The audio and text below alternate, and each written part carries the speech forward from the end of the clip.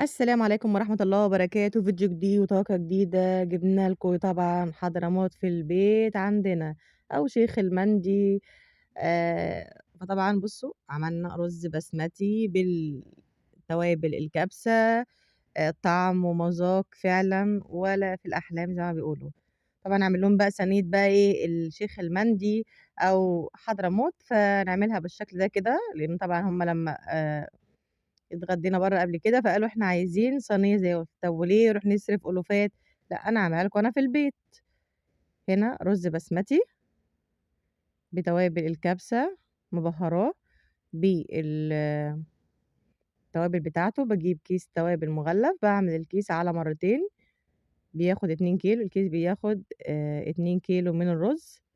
طبعًا معانا طبعًا التوابل اللي هي الصحيحة، اللي هي عودين من القرفة و2 ليمون لومي بابتدي أشيلهم، ورق لورا وحبّهان. بالشكل ده كده، وطبعًا معايا الجزر. طيب باعمل الطريقة إزاي؟ أول حاجة باجيب بصلاية صغيرة يعني وسط للكيلو، وابتدي أقطّعها قطع صغيرة جدًا، وابتدي إن أنا أتبّلها. أول ما تدبل طبعًا باحط معاها شوية زيت ومعلقة سمنة، وابتدي إن أنا أحط أول ما تدبل ورشة ملح، وبعدين أحط فيها التوابل الصحيحة اللي هي عبارة عن عودين من القرفة، 5 حبوب من الحبّهان، 4 ورقات لورا أو 5 ورقات اللي هو ورق الغار، وابتدي أحطهم وابتدي أحط توابل الكبسة اللي هي بتبقى الكيس المغلف أو تجيبيه من عند العطار، وحطيت معلقة من الكركم، وكمان حطيت من الزعفران ربع يعني سِنّة بسيطة من الزعفران، ده بيخلّي الرز كلّه نفس اللون معايا بالشكل ده كده مع الكركم بيبقى حلو جدًا مع التقليب. أفضل أشوّحه وأقلّبه فيها كويس جدًا لحد ما يدّيني اللون اللي حضراتكم شايفينه ده.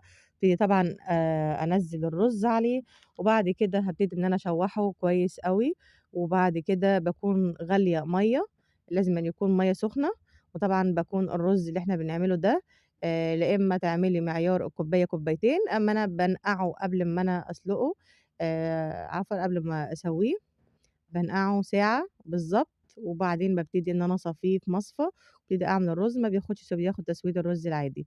طبعًا كنت عاملة معاه بقى فراخ مشوية، وراك وكان عندي صدر، وابتديت إن أنا عملت فراخ مشوية، وجبت طبعًا قُلت إيه لازم أدلّع الأولاد، فجبت نُص كيلو من اللحمة وعملت لهم كفتة بالشكل ده كده.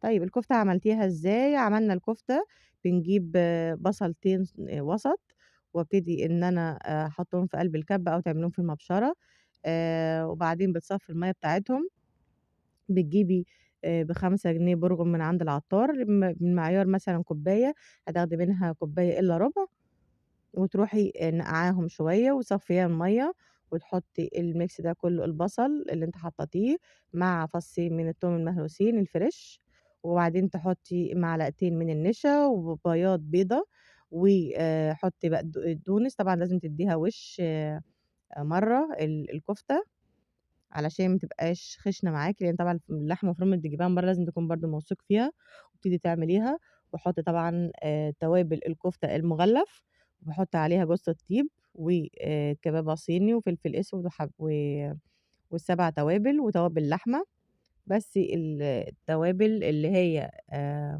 توابل الكفتة المُغلّفة بتبقى فيها mix، بس أنا برضه باحب إيه أحُط تيستو وطبعًا ملح، ولو عايزة تبقى يعني spicy شوية بتحُطّي لها فلفل. طبعًا قطّعت بقدونس الورق البقدونس، وابتدي طبعًا تصبّعيها وتحطّيها باسوّيها بالمَيّة، باحطّها في قلب صينية وأحط عليها مَيّة سخنة وورقتين من اللورا وتبتدي تستوي، أول ما خلاص خلاص اللحمة استوت، بابتدي طبعًا أدّيها وِش في قلب آآ الفرن وتبقى بتاخد بالشكل ده كده. كده جبنا حضرموت عندنا والّا لأ؟ أحلى أكل وأحلى وألذ أكل. وعملت سلطة معانا حلوة جدًا، سلطة الحاتي فعلًا لذيذة جدًا. يا رب الفيديو بتاع النهارده يكون نال إعجابكم. ما تنسوش تدعمونا بلايك واشتراك في القناة وتفعيل الجرس للكل، وتابعونا على فيديوهاتنا، ولو عايزين أي وصف تركونا في الكومنتات وأنا أقدر أرد عليكم. بصوا الشكل ده كده ما شاء الله اللهم بارك.